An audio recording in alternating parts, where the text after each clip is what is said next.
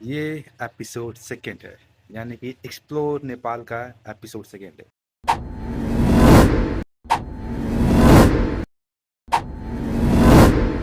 मतलब इंडिया तो जा रहा हूँ, बट ये मेरा फर्स्ट एक्सपीरियंस होगा फ्लाइट। और साथ साथ में मतलब फ्लाइट का एक्सपीरियंस कैसा होता है मुझे नहीं पता अभी तक, क्योंकि मैंने गया ही नहीं।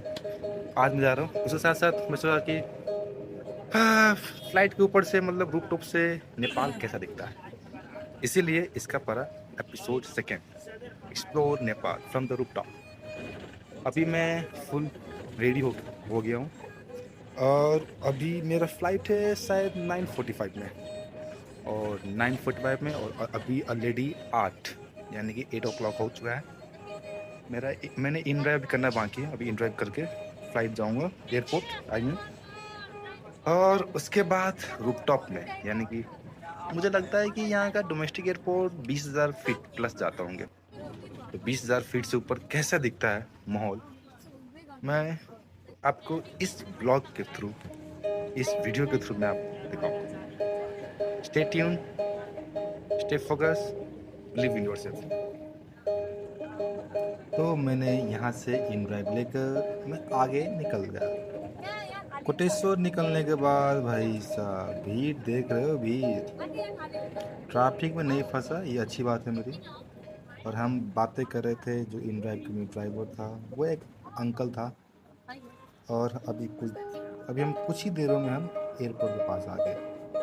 और ये अभी आप कुछ ही देरों में, बस हाँ ये देखो, ये हमारा एयरपोर्ट, इंटरनेशनल एयरपोर्ट की गेट है। ये इंट्रेंस गेट है, और हमें इसी थ्रू जाना पड़ेगा इंटर करने के लिए। और इंटरनेशनल एयरपोर्ट की मैनेजमेंट, गार्डनिंग, डेकोरेशन बहुत बढ़िया है, मतलब एक पीसफुल लगती है।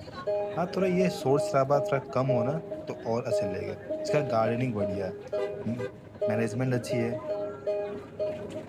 और फिर ऐसे ही हम चलते रहे, बस एक दूसरे से बातें करते निकल रहे थे,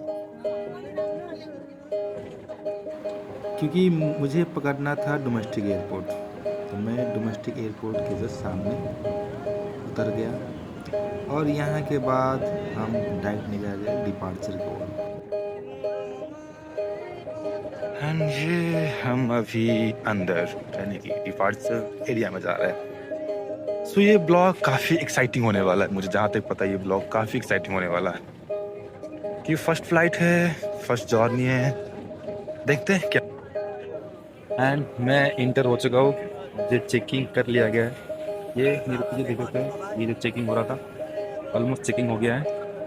अब इसके बाद बुद्ध एयरलाइंस कहाँ है, बुद्ध एयरलाइंस को ढूंढ रहा हूँ। अब बुद्ध एयरलाइन जहाँ पर मेरी टिकट देंगे, देखते हैं। ओहो, ये रहा बुद्ध एयरलाइंस, ये बुद्ध एयर कनेक्टिंग स्काई। देखते हैं क्या होता है। Buddha air connecting sky.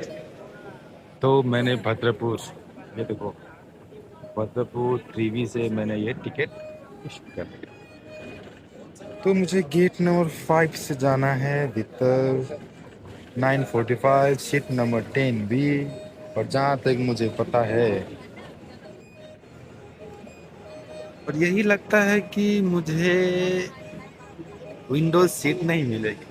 मैं चाह रहा था कि इफ विंडोज सीट मिलता तो आप लोग रूफटॉप से कुछ सीनरीज दिखा पाते, बट मुझे लग रहा है कि रूफटॉप नहीं मिलेगा। देखते हैं कितने बजे हम निकलते हैं। 9:45 की फ्लाइट टाइम है, तो सी यू देयर। चलो, कॉफ़ी के साथ मैंने यहाँ एंट्री की है। और जहाँ तक लगा कि आज सुबह सुबह ट्रैवलिंग करने में काफ़ी प्रॉब्लम है, इसलिए मैंने कॉफ़ी ले ली। और देखो भाई साहब, डोमेस्टिक एयरपोर्ट के भीतर देख रहे हो कितनी काफ़ी भीड़ है। टिकट टिकट हातमा छ, अनि मेरो पछाडि ल बुद्ध एयर। अब भद्रपुरको लागि हामी निस्किन लागेको हो। सी यू सुन होइन, हेरौँ, होप राम्रो फ्लाइट होस्, एक्सपिरियन्स राम्रो होस्। और यहाँ के बाद ये फ्लाइट उठ चुकी है। यहाँ से धीरे धीरे हम ऊपर जा रहे हैं और ऊपर से आप देख रहे हो ये काठमांडू सिटी है, ये फुल्ली काठमांडू वैली है। अब मुझे लग रहा है कि जैसे ऊपर से दिख रहा होगा ना, ये काठमांडू लेतुपखुर दोनों से तीनों दिख रहा होगा, पर ऊपर से तो अच्छे दिख रहे हैं। हरियाली है, काफ़ी ग्रीनरी है। और भाई साहब ये देखो बादल बादल, छोटे छोटे पहाड़, और हम कुदर के बस ऐसे अपने बात करते हुए फिर नीचे की तरफ देखने लग गए। अब नीचे देखो, आप नीचे देखेंगे फिर याद आया यार, नीचे में तो भाई साहब जहाँ देखो बस बादल ही बादल, बादल ही बादल। फिर मेरा ध्यान गया उस पंखे जो होते ना इंजन के पंखे के, वो ये देखो भाई साहब, भाई ये मुझे तो फील नहीं पता क्या इसका स्पीड भी है, ऐसा लगा थम सा गया था। हाँ, बट इसका शोर बहुत, इसका तो नॉइज ये आ रहा था, नॉइज काफ़ी था।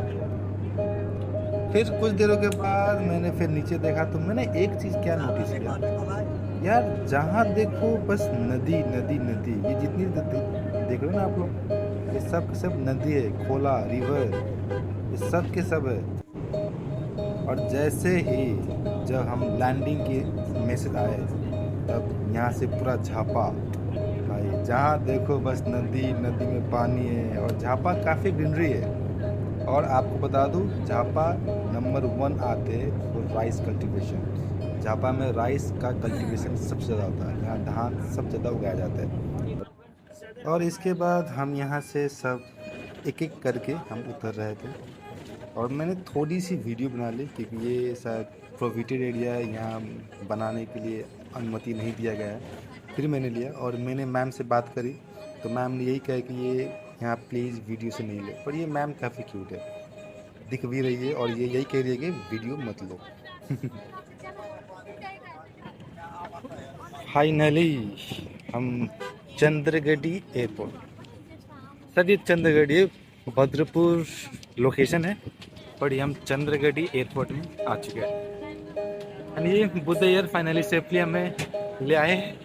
हाँ, इसके अंदर बहुत सो रहा है, कान में दुख गए थे, पक गए थे, इसके बहुत सो रहे थे।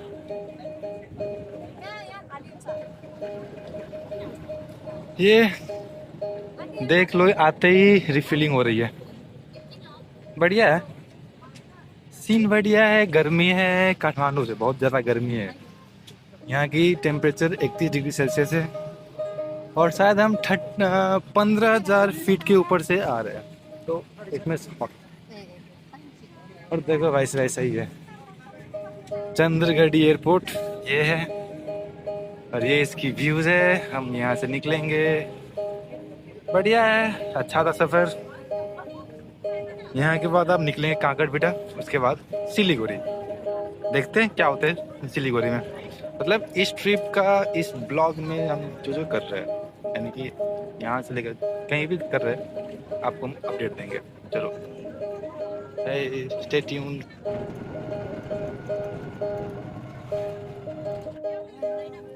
फाइनली मैं अभी काकड़बिटा में, भद्रपुर से उतरने के बाद हमने आई चला ली ऑटो से, ऑटो क्या कहते हैं वो होता है ना, टुक टुक, उससे आया। फिर उसके बाद फिर बस लेकर काकड़बिटा। ओ भाई साहब, मुझे ऐसा फील हो रहा था कि करीब 1 साल से मैंने कभी बस नहीं चढ़ा था, 1 साल से मुझे हो गया था बस चढ़े हुए। भाई जब से जिम करने लग गया मेरा तो अंग अंग दुख रहा था, जैसे बस सेक कर रहा था ना। और अभी जो रोड अंडर कंस्ट्रक्शन है भाई, इतनी रोड खराब है, इतनी रोड खराब है, मेरा तो भाई अंग अंग पेन कर रहा था, हर मसल जहाँ से मैंने वर्कआउट किया, हर मसल मुझे पेन कर रहा था। फिर भी अच्छा रहा है ना, सफ़र अच्छा रहा, काकड़बिटा आए है ना।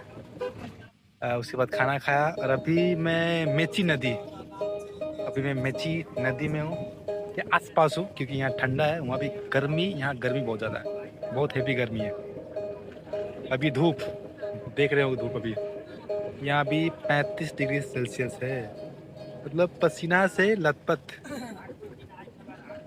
अब यहाँ से निकलेंगे कुछ देरों के बाद वेस्ट बंगाल, यानी कि यहाँ से पास में है एक मिनट।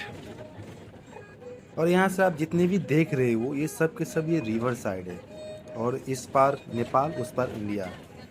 वो जो ट्रीज आपको दिख रहा है वो सब इंडिया है, और यहाँ से सिलीगुड़ी बस 28 किलोमीटर बस है।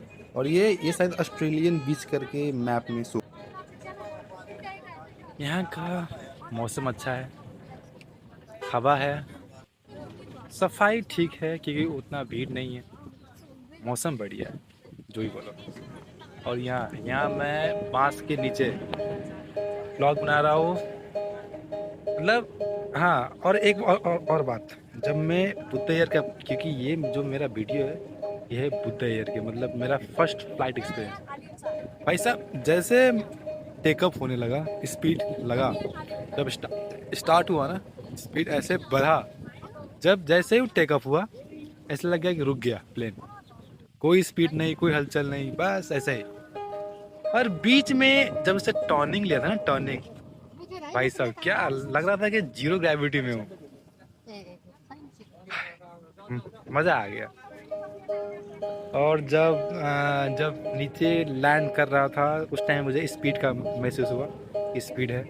और वो 45 मिनट के लिए मेरे कान में इतना शोर था भाई, बहुत आवाज़ करता है ये प्लेन से, बहुत आवाज़ था, ये कान ऐसे मुझे बंद करना पड़ा कुछ टाइम में, इतना आवाज़ करता है।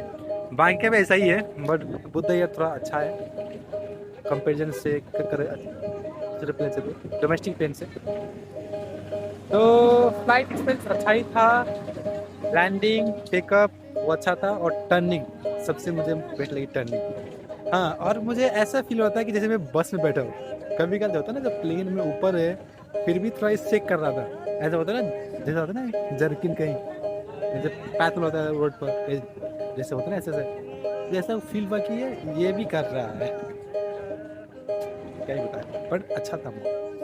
तो ये जो एक्सप्लोर नेपाल का सेकेंड एपिसोड है, अब अगले एपिसोड में मिलेंगे किसी और लोकेशन पर। ऐसे ही मेरा काम है घूमने का, नेपाल में काठमांडू में, खासकर मैं काठमांडू रहता हूँ तो काठमांडू को लोकेशन आप लोगों को दिखाई दूंगा। अब कंपनी काम से इधर उधर कहीं भटका तो वो भी दिखा देंगे। बट ये बात है, नेपाल एक्सप्लोर करने का मज़ा ही अलग है। तो मिलते हैं अगले ब्लॉग में, एपिसोड 3 एक्सप्लोर नेपाल।